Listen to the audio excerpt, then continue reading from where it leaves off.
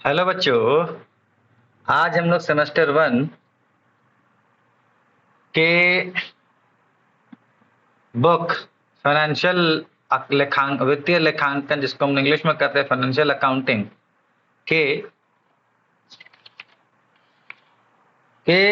Syllabus को देखते हैं, जो हमारे यूनिवर्सिटी में अभी तक अप्लाई हुआ है।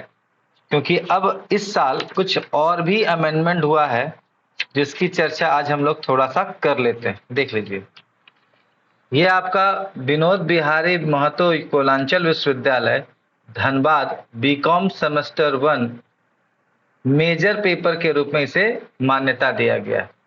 अब इसमें क्या क्या चैप्टर दिया गया ये समझ लीजिए। सबसे पहला आप देखेंगे preparation of journal, ledger, trial balance. ध्यान रखिए, ये यूनिट 1 और 2 में ये मतलब आप बेसिक चीजों को जानकर ही आगे बढ़ सकते हैं।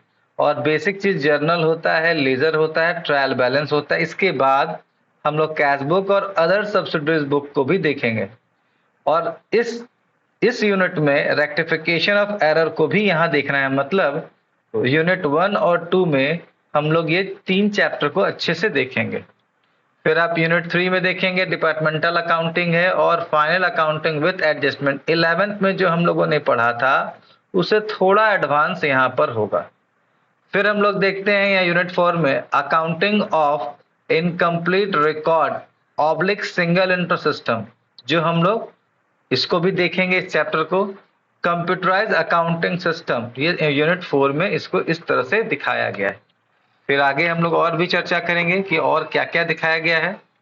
आप यहाँ देखेंगे जो हम लोग 12th में हम लोगों ने पढ़ा था basic concept and final account, partnership जो बेसिक चीजें हैं जो हम लोग वहां पर चैप्टर 1 में देखे थे, यहाँ पे देखेंगे।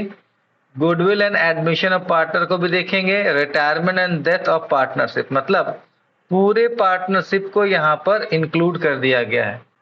जो हम लोगों ने 12th में पार्ट ए में हम लोगों ने पार्टनरशिप पूरा पढ़ा था, फिर से यहाँ पर थोड़ा सा एडवांस फॉर्म में यहाँ देखेंगे। इसके बाद यूनिट 6 में हायर परचेज सिस्टम और इंस्टॉलमेंट पेमेंट सिस्टम को भी यहाँ पर नए चैप्टर के रूप में हम लोग देखेंगे।